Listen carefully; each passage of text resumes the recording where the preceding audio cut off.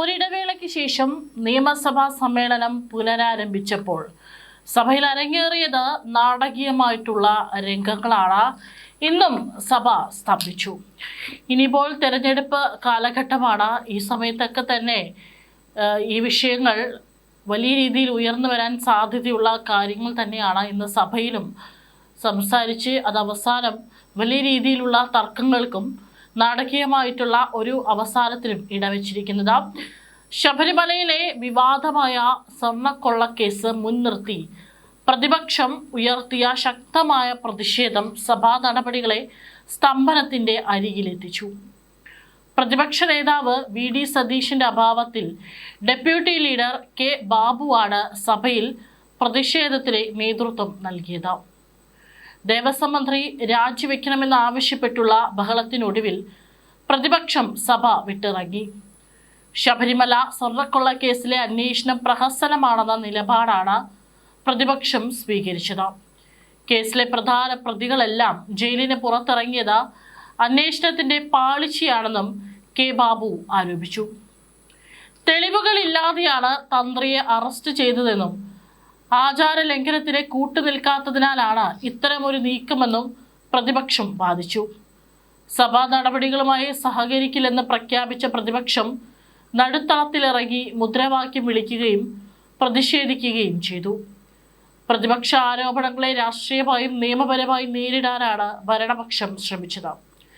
നിയമമന്ത്രി പി രാജീവും മന്ത്രി എം.പി. രാജേഷും സർക്കാരിനായി മറുപടി നൽകി. അന്വേഷണം ഹൈക്കോടതിയുടെ നേരിട്ടുള്ള മേൽനോട്ടത്തിലാണ്. ഇതിൽ സർക്കാരിന് ഒരു റോളുമില്ലെന്നും മന്ത്രി പി രാജീവ് പറഞ്ഞു. പ്രതിപക്ഷത്തിന്റെ വിമർശനം വാസ്തവത്തിൽ ഹൈക്കോടതിക്കെതിരെയാണെന്നും മന്ത്രി പറഞ്ഞു. അന്വേഷണ റിപ്പോർട്ട് സർക്കാരിന് ലഭിക്കുന്നില്ലെന്നും അത് നേരിട്ട് കോടതിക്കാണ് സമർപ്പിക്കുന്നതെന്നും അദ്ദേഹം വ്യക്തമാക്കി. കോൺഗ്രസിന്റെ നിലപാട് ബി.ജെ.പിക്ക് വഴി ഒഴുക്കലാണെന്നും അദ്ദേഹം കുറ്റപ്പെടുത്തി. തന്ത്രിക്ക് നിയമപരമായി പ്രത്യേക അവകാശങ്ങളൊന്നുമില്ലെന്നും മറ്റ് പ്രതികളെ പോലെയുള്ള അവകാശമേ ഉള്ളൂ എന്നും മന്ത്രി എം.പി. രാജേഷ് പറഞ്ഞു. യു.ഡി.എഫും ബി.ജെ.പിയും തന്ത്രിയുടെ വക്കാലത്ത് ഏറ്റെടുത്തിരിക്കുകയാണെന്നും ഇതൊരു രാഷ്ട്രീയ ഉപജാപം ആണെന്നും മന്ത്രി ആരോപിച്ചു. അതേസമയം പ്രതിഷേധം തുടരുന്നതിനിടയിലും സ്പീക്കർ ചോദ്യോത്തര വേളയുമായി മുന്നോട്ടു പോയി. ഭരണപക്ഷവും പ്രതിരോധത്തിനായി പോസ്റ്ററുകൾ ഉയർത്തി.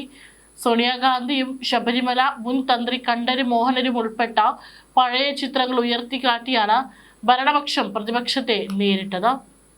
തുടർച്ചയായ പ്രതിഷേധങ്ങളുടെ പശ്ചാത്തലത്തിൽ നിയമസഭാ സമ്മേളനം നാളെ അവസാനിപ്പിക്കാൻ തീരുമാനിച്ചു. സഭാ നടപടികൾ ഗില്ലറ്റിൻ അതായത് ചർച്ച കൂടാതെ പാസാക്കുക എന്ന ഈ ഒരു കാര്യം ചെയ്യാനാണ് ധാരണ. ധനവിനിയോഗ ബില്ലും നേറ്റിവിറ്റി കാർഡ് ബില്ലും ഉൾപ്പെടെ 9 പ്രധാന ബില്ലുകൾ നാളെ ചർച്ച കൂടാതെ ഗില്ലറ്റിൻ ചെയ്ത് പാസാക്കാനാണ് ധാരണയായിരിക്കുന്നത്. സഭ പിരിയുന്നതോടെ ഈ രാഷ്ട്രീയ പോരാട്ടം വരും ദിവസങ്ങളിൽ തെരുവുകളിലേക്കും പടരാനാണ് സാധ്യത. കാരണം ഇതിനു മുൻപും സഭ കൂടിയ ദിവസങ്ങളെല്ലാം തന്നെ തുടക്കത്തിൽ തന്നെ വലിയ രീതിയിൽ പ്രതിപക്ഷം ബഹളവുമായി എത്തിയിരുന്നു. ഇത് ചർച്ച പോലും ചെയ്യാൻ സാധിക്കാത്ത തരത്തിലുള്ള നാടകീയമായിട്ടുള്ള സംഭവങ്ങളായിരുന്നു സഭയിൽ നടന്നത്. ഇത്തരത്തിൽ സ്വർണം കട്ടത് ആരപ്പ, സഖാക്കളാണ് അയ്യപ്പ എന്നൊക്കെ പാട്ടുപാടിക്കൊണ്ടും പലതരത്തിൽ പ്രതിപക്ഷം ഇതിനെ ആയുധമാക്കാൻ ശ്രമിക്കുമ്പോഴും അവിടെ സോണിയാഗാന്ധിയുമായുള്ള ഉണ്ണികൃഷ്ണൻ പോറ്റിയുടെ ബന്ധത്തെ ചൊല്ലി അതിനെ പറഞ്ഞുകൊണ്ടായിരുന്നു ഭരണപക്ഷം ഇതിനെ എതിർത്തിരുന്നത്.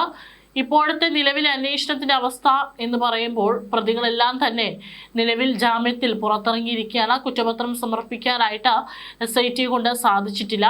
ഈ ഒരു ഘട്ടത്തിൽ അന്വേഷണത്തിന്റെ ഈ ഒരു ഗതി എങ്ങോട്ടാണ് ഒഴുകുന്നത് എന്നുള്ള ചോദ്യം കൂടിയാണ് നിലനിൽക്കുന്നത്. ഈ ഒരു സാഹചര്യത്തിൽ തന്ത്രിയെ മാത്രം ഇത്തരത്തിൽ പ്രതിപക്ഷം ആ ഒരു കാര്യം എടുത്തു പറയുന്നുണ്ട്. കാരണം തന്ത്രി ജാമ്യത്തിൽ പുറത്തിറങ്ങിയപ്പോൾ ആദ്യം തന്നെ പറഞ്ഞിരുന്നു, മറ്റുള്ള ആരും തന്നെ അധികം പ്രതികരിക്കാൻ തയ്യാറാകാതിരുന്നപ്പോൾ തന്ത്രി പറഞ്ഞിരുന്നത് തന്നെ മനഃപൂർവ്വം കുരുക്കിയതാണ് എന്നാണ്. അതിന് കാരണം പറഞ്ഞത് അന്ന് ശബരിമലയിൽ സ്ത്രീ പ്രവേശന വിഷയത്തിൽ സർക്കാരിനെതിരെ ആചാര ലംഘനം പാടില്ല എന്ന ഉറച്ച നിലപാടിൽ നിന്നിരുന്നത് തന്ത്രി കണ്ഠര് രാജീവനായിരുന്നു. അതുകൊണ്ടാണ് തന്നോടുള്ള ദേഷ്യം, ആ ഒരു പകയാണ് തന്നെ ജയിലിൽ കുടുക്കാനുള്ള കാരണമെന്നായിരുന്നു തന്ത്രി പറഞ്ഞിരുന്നത്. അതുകൊണ്ട് തന്ത്രി കൃത്യമായി തന്നെ സർക്കാരിനെതിരെ ആഞ്ഞടിക്കുകയും ചെയ്തിരുന്നു. അതുകൊണ്ടാണ് തന്ത്രിയെ തെളിവുകളൊന്നും ഇല്ലാതെ കുരുക്കിയതെന്നാണ് ഒരു വിഭാഗം ഉന്നയിക്കുന്നത്. ഏതായാലും ഇപ്പോൾ സഭ പിരിയുന്നു. ഏതായാലും ഇപ്പോഴത്തെ ഈ ഒരു തർക്കങ്ങളും നാടകീയമായിട്ടുള്ള സംഭവങ്ങളും സഭയിൽ നിൽക്കുന്നതിനാലാണ് സഭ പിരിയുന്നത്. അതേ സമയം തന്നെ ശബരിമല സ്വർണ്ണക്കൊടിമര പുനഃപ്രതിഷ്ഠയുമായി ബന്ധപ്പെട്ട കേസിൽ നടനും കേന്ദ്രമന്ത്രിയുമായ സുരേഷ് ഗോപിയുടെ മൊഴി വിജിലൻസ് പ്രത്യേക സംഘം രേഖപ്പെടുത്തി. സ്വർണം സംഭാവന നൽകിയതുമായി ബന്ധപ്പെട്ട വിവരങ്ങൾ ശേഖരിക്കാനാണ് തിരുവനന്തപുരത്ത് വെച്ച് ഇന്നലെ മൊഴിയെടുത്തത്. നൽകിയ സ്വർണത്തിന്റെ അളവ് ഉൾപ്പെടെ സുരേഷ് ഗോപി വിശദീകരിച്ചു. ദേവസ്വ രേഖകൾ പ്രകാരം 27 പേരിൽ നിന്നായി 412 ഗ്രാം സ്വർണമാണ് ലഭിച്ചിട്ടുള്ളത്.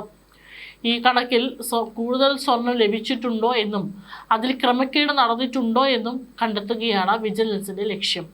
മോഹൻലാൽ, ഷാജി കൈലാസ്, രഞ്ജി പണിക്കർ തുടങ്ങിയ പ്രമുഖരുടെ സ്വർണ്ണ സമർപ്പണം ഏകോപിപ്പിച്ചതും സുരേഷ് ഗോപിയായിരുന്നു. അതിനാൽ അദ്ദേഹത്തിന്റെ മൊഴി കേസിൽ നിർണായകമാണ്. ഇതിനോടകം 20 പേരുടെ മൊഴി വിജിലൻസ് രേഖപ്പെടുത്തി കഴിഞ്ഞു. ബാക്കിയുള്ളവരുടെ മൊഴി കൂടി എടുത്ത ശേഷം കേസിൽ തുടർ നടപടികൾ സ്വീകരിക്കാനാണ് അന്വേഷണ സംഘത്തിന്റെ തീരുമാനം. കൊള്ള നടന്നിട്ടുണ്ട് എന്ന് ഈ മൊഴികളിലൂടെ വ്യക്തമാക്കുമെന്നാണ് കരുതുന്നത്.